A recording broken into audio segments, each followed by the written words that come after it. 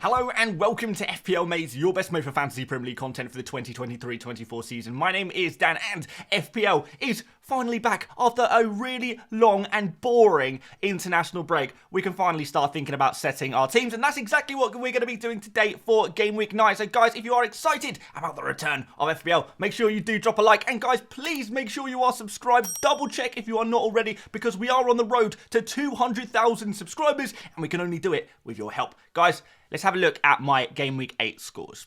Well, what do we have here? Finally a good game week. That's really nice to see.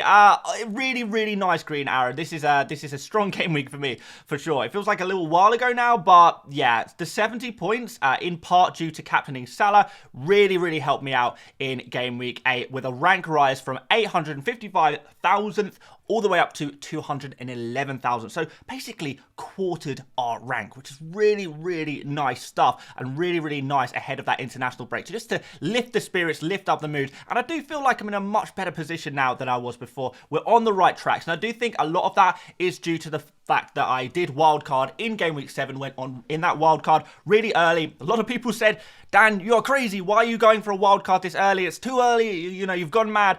And, you know, I kind of took a step back and said, look, I feel like this is what I want to do for my team. I think this is the best move. It's a brave one because it's not something that too many other people are doing. But on this occasion, it did work out. And, yeah, I just wanted to kind of throw this out there, guys. Don't be afraid to kind of go your own ways. I know with so many content creators and stuff like that, we do see a lot of templates and a lot of things that we kind of start to be seen as the right way of doing things. Well, really, there are multiple right ways of doing things in FPL. So, yeah, don't feel too restricted and feel too much FOMO or feel like you're doing something wrong. If you have a good idea or you think something is a really good idea, if you want to back that, you are confident in that decision, go for it. That's what I've done on this occasion. Sometimes it will work. Sometimes it won't, don't get me wrong, but this time it did, and I'm very pleased about that. And I think the biggest advantage I have right now is that not only have we wildcarded a couple of weeks ago, we've got a decent amount of points, 2 really strong green arrows over the last 2 game weeks, but we've also really helped increase our team value, and I think that is the big thing that I've been able to do by going in early on that wildcard. So yeah, I'm happy. I'm very happy with where we are. Want to push into that top 100k. Probably will take me a couple of game weeks to be able to do that, but I am looking forward to the challenge. And yeah, that challenge begins in game week 9.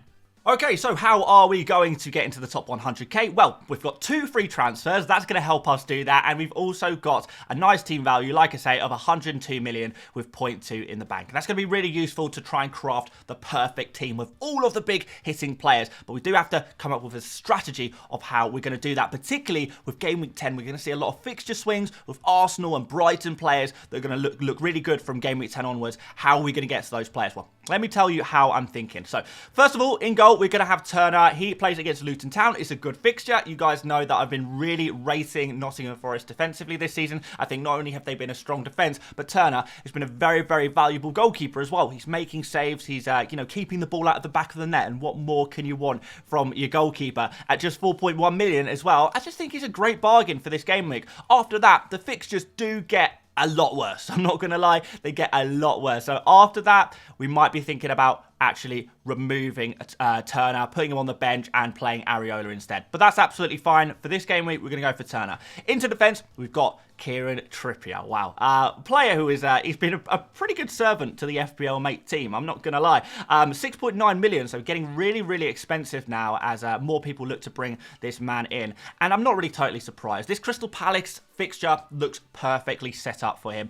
Newcastle, obviously a super strong defence. Crystal Palace, obviously a super weak attack. It's a home fixture for Newcastle, and we know with Trippier, if he keeps a clean sheet, he's getting 3 bonus points. It's pretty much as simple as that. 2 or 3 bonus points in that game. Just because he creates so many chances, the bonus point system suits him perfectly. So if we just look at the, you know, the chance of getting a clean sheet, very high. Chances of bonus points, therefore, very high. Already, before the game week started, we're looking at a big, nice, base level amount of points for Trippier. Now you start to add attacking returns. 1 assist for Trippier.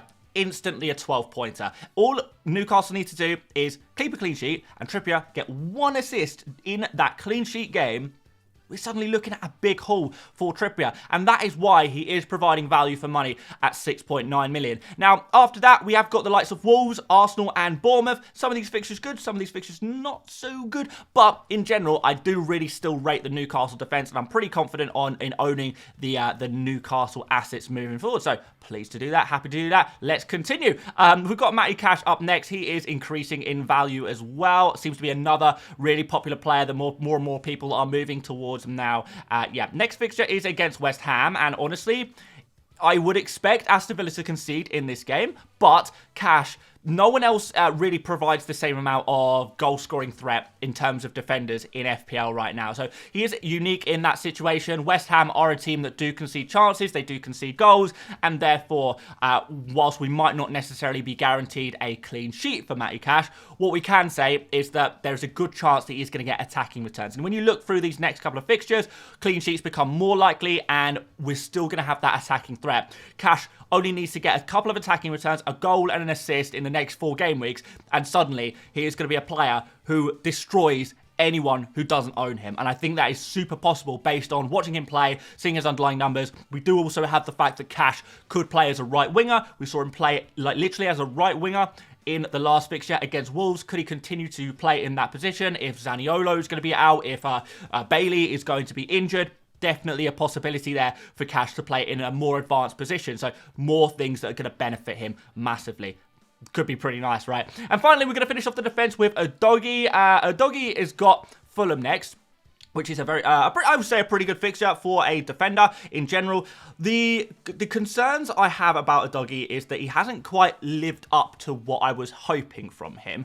I saw that there was a lot of potential for attacking returns, getting in those dangerous areas. Wasn't quite coming off all the time. He did manage to get a couple of assists previously, but in the last few game weeks, we've not seen that as much. And also, I'm still a little bit worried about Spurs defensively. We've seen this season that even when they do keep clean sheets, they are conceding a lot of chances still. Even when they only concede 1 goal or something like that, they're still conceding a lot of chances. So are Spurs guaranteed to continue to keep clean sheets? Can we even say in a favourable fixture against a team like Fulham at home? Is that still a likely clean sheet? Well, honestly, I don't think there's really any games where Spurs are super likely to get a clean sheet. They're not quite the same as a Newcastle or an Arsenal or a Man City or, you know, someone like that, maybe even Chelsea, where you look at them in a good fixture and you think, yeah, clean sheet is probably on the cards. So my small issue with Doggy, I think he's a fine player. He's an okay player. Not got a problem with him. But do I want more? Do I want more? Do I desire more from my FPL assets? Typically, yeah, I do. I want the big hitting players. And with not massive chances of clean sheets in any game, and with the attacking numbers not quite there, I'm not 100% sure I want to own Udogie for the longest time. He's fine, he's okay, but he's definitely one of those players I would consider sacrificing. But anyway, let's move on to midfield. We have got Mo Salah running down the wing. And hopefully he will be running down the wing against Everton. A home game as well, which is really nice. That should be a pretty decent one for Salah. In some decent form, he has improved. Yeah, it seemed at first that he was going to be just a creative player, but we have seen a little bit more him taking more shots and getting in those dangerous positions. And I feel like that could be a really, really beneficial for Salah moving forward. Now, I think this Everton fixture is good, but I don't think this is like an insanely good fixture or anything like that. Everton will put up a good fight, I'm sure. Everton haven't been quite as bad as maybe their results have been. They've perhaps been a little bit unlucky this season, to be fair. But if they continue their bad luck and Salah is there, then it's just going to go from bad to worse. So I'm not really sure what's going to happen here, but I do imagine Salah should have a good game against Everton. Let's move on to Son against Fulham. I think this could be an interesting one. Fulham is, I'm not sure it's a game that necessarily suits Son massively, but Son is a player, when he gets in those dangerous areas, he has that insane finishing ability. He's going to be taking shots. You know, we could potentially see him on penalties as well. A lot of people saying Son is going to be the penalty taker for Spurs.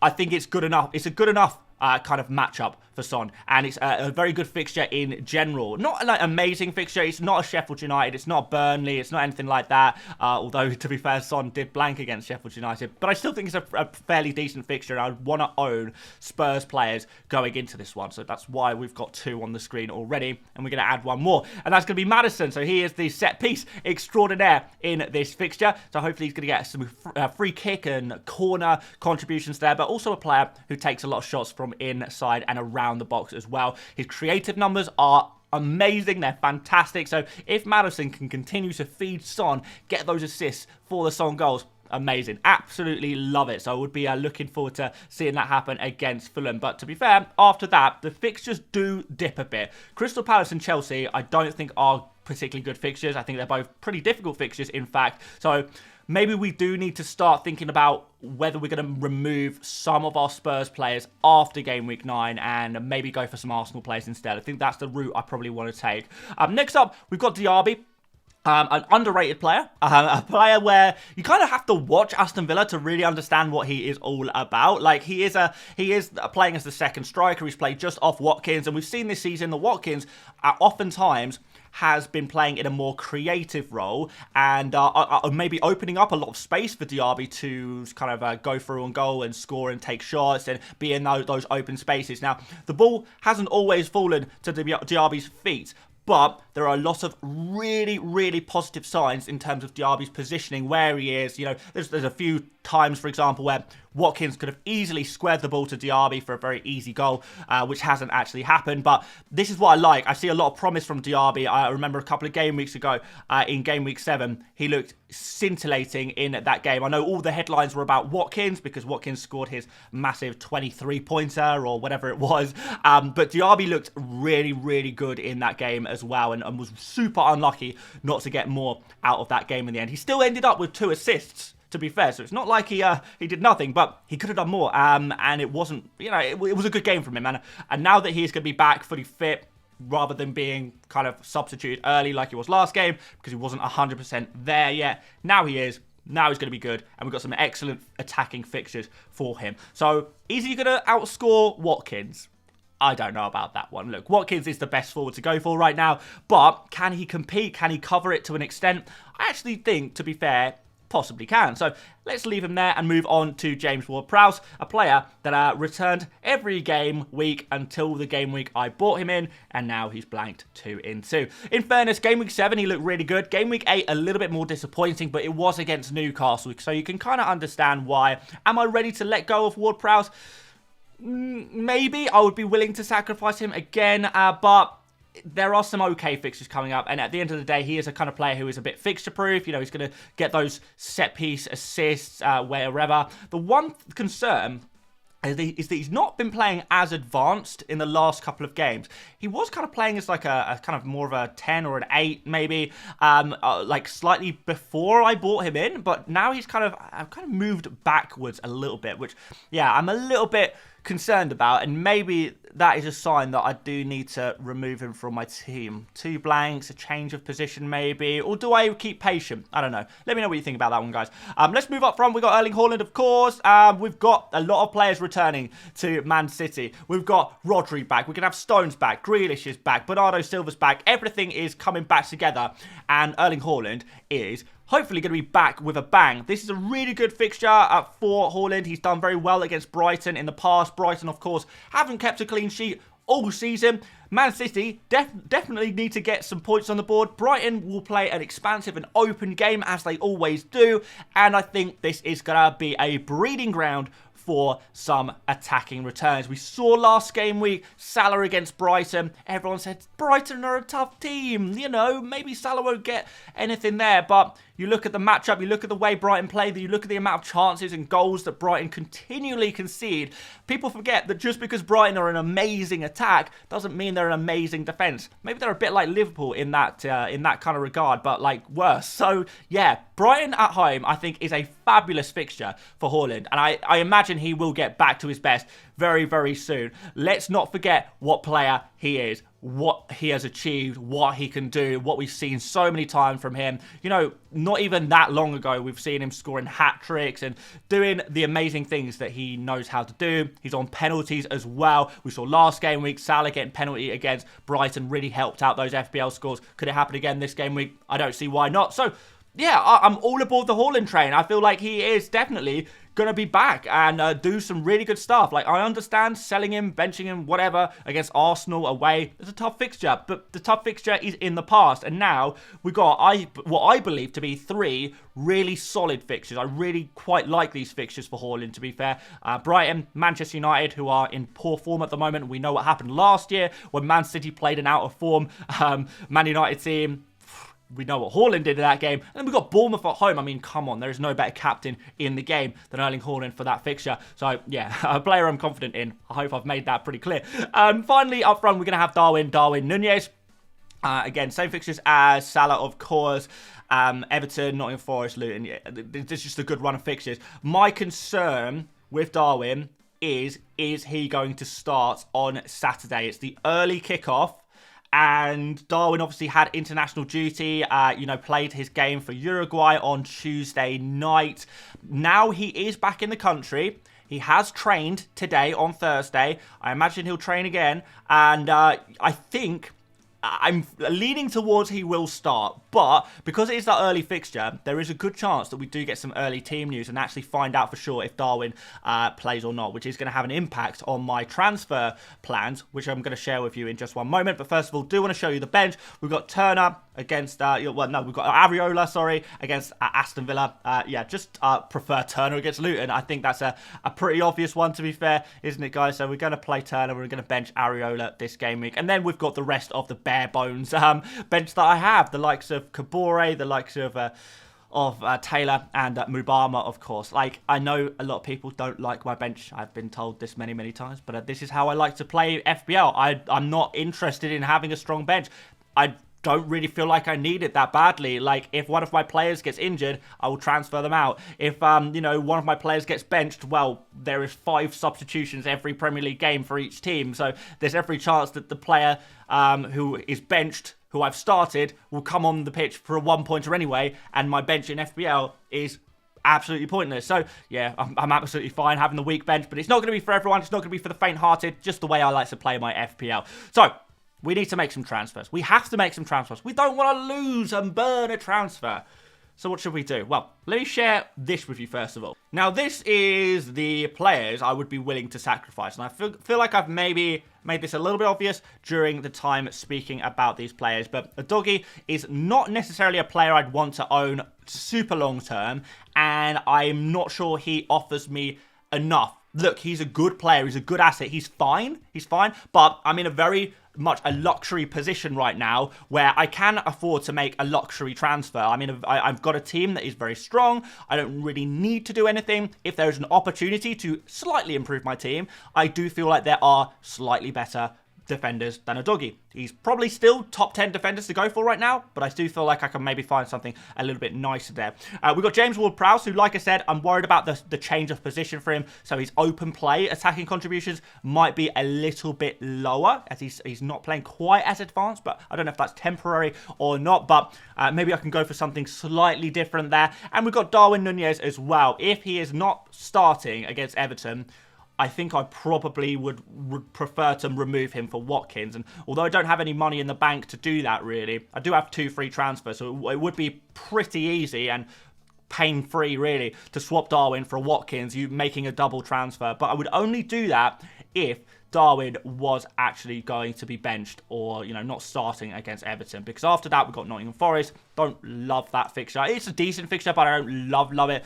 But in general, I really like Darwin. And if he starts, I think he is arguably even better than Watkins. I think if Darwin and Watkins played the same amount of minutes, then Darwin is the better pick. But, as we know, Watkins is going to play more minutes than Darwin. That is just a fact, which maybe is why Watkins edges it as the slightly better FPL asset. But look, I don't want to write off Darwin. If he can get like 80 to 90 minutes against the likes of Luton Town, it's going to be a really, really nice pick indeed. So, yeah, it's just difficult. Is he going to start games? And I need to be aware of that because I don't want to be picking up one-pointers. I don't want to have to rely on my bench. I don't want to do that. I don't want to play that way. And I've got free transfers to be able to fix these situations when they arise. So those are the kind of 3 players I would be willing to sacrifice right now.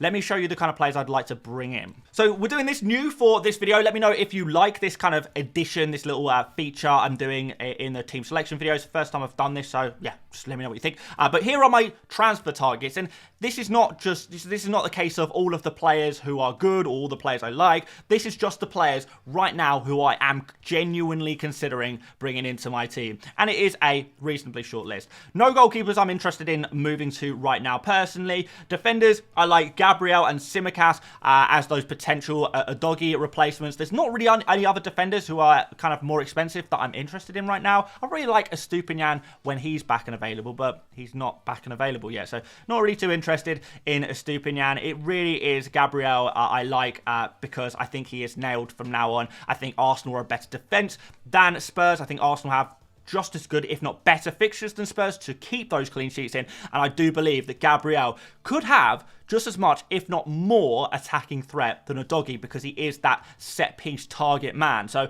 I do think, in general, Gabriel is a better pick than a doggy. And I feel like if I've got a transfer to burn to make a luxury transfer, maybe that's something I'd do. Did also consider Simicast with Robertson set to be out for 10 weeks.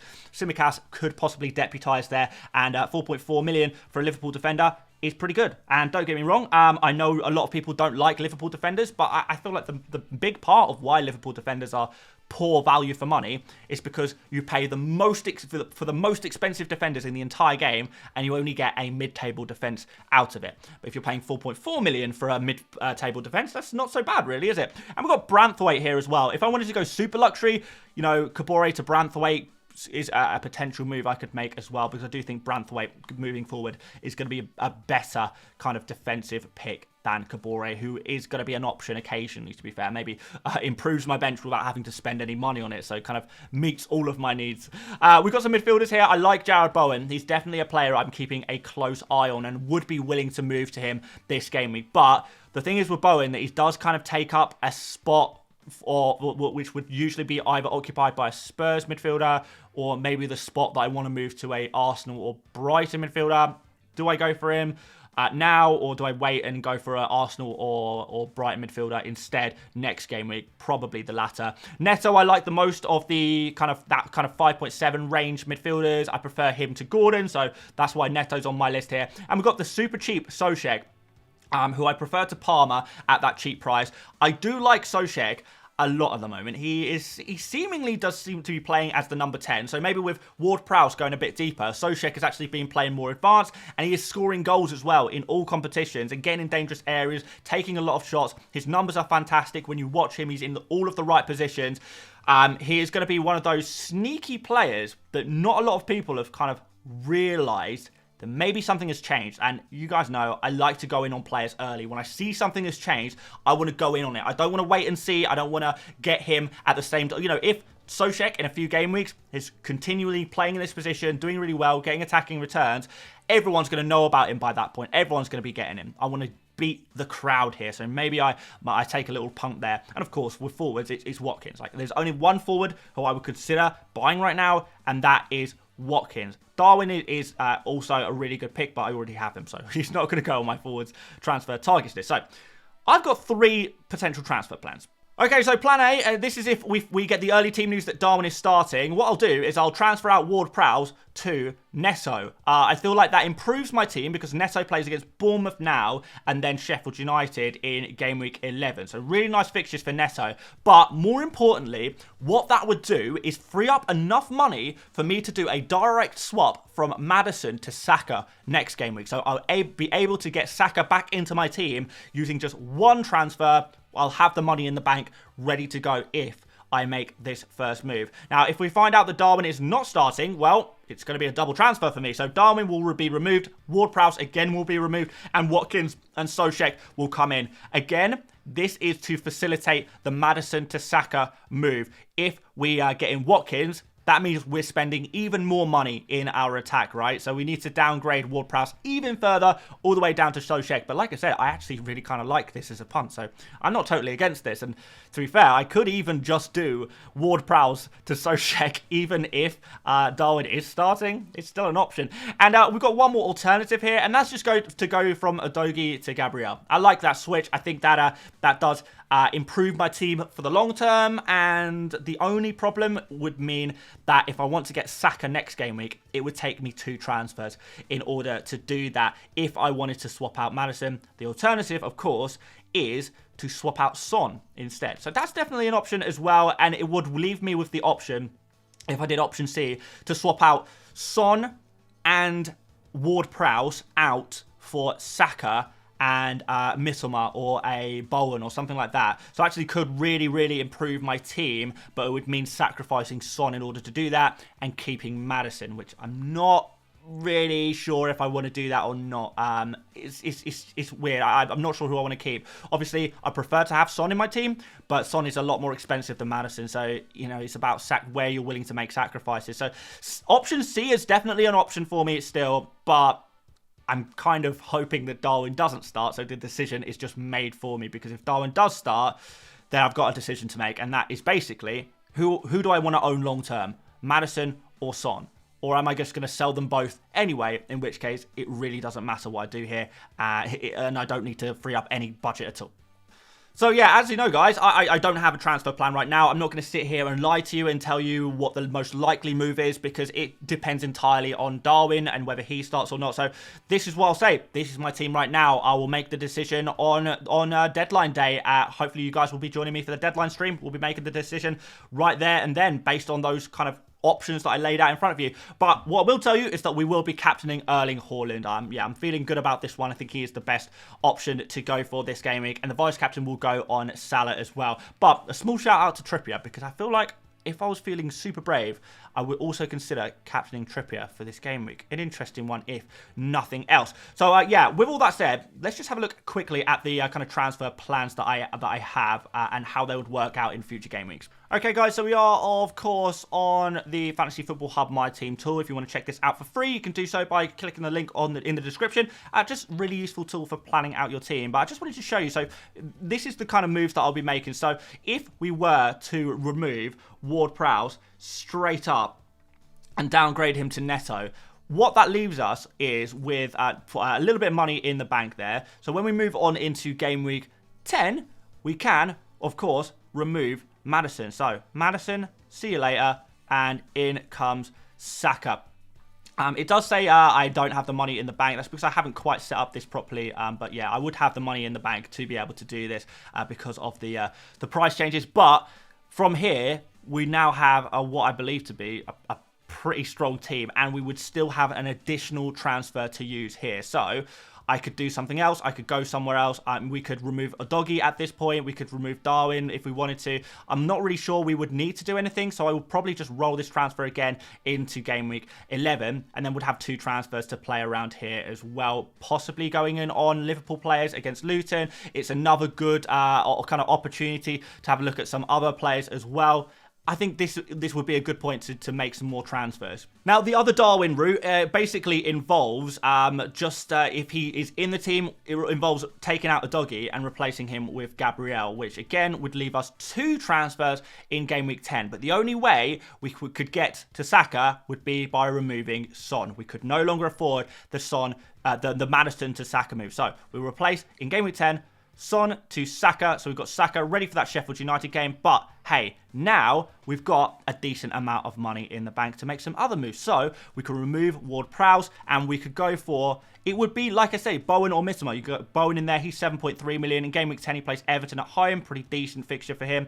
Or we can go for the likes of Mittelmer here as well. who looks pretty decent as well there from Game Week 10. So from Game Week 10, he plays Fulham and then Everton and then Sheffield United. So some nice fixtures in general for Bryson there. Or alternatively, we could actually even remove Maddison here and we could go for, you know, someone like Martinelli and double up on the Arsenal midfield. Would actually give us a triple up on Arsenal against Sheffield United and then against Burnley a couple of weeks later. It would mean the triple up on Arsenal against Newcastle, which I don't love, but I still think it's pretty decent in general. So yeah, those are basically my options right now, and I need to kind of think about what is my priority, what do I want to do more than anything else. Thanks so much for watching, guys. If you did enjoy this one, drop a like. If you haven't subscribed already, make sure you do. Link in the description to check out Fantasy Football Hub as well. But yeah, aside from that, sorry it was a bit of a long video, but it's a bit of a crazy game week, and I've got loads to think about, and I wanted to lay it all out in front of you guys today. Loads more Game Week 9 content on the channel right now. There's another video here if you want to go check that one out. But yeah, aside from that, thank you so much for watching. Once again, tomorrow we'll do our final questions, all of the roundup of injury news and stuff like that tomorrow. But until then, thanks so much for watching once again, and I'll see you later, mates.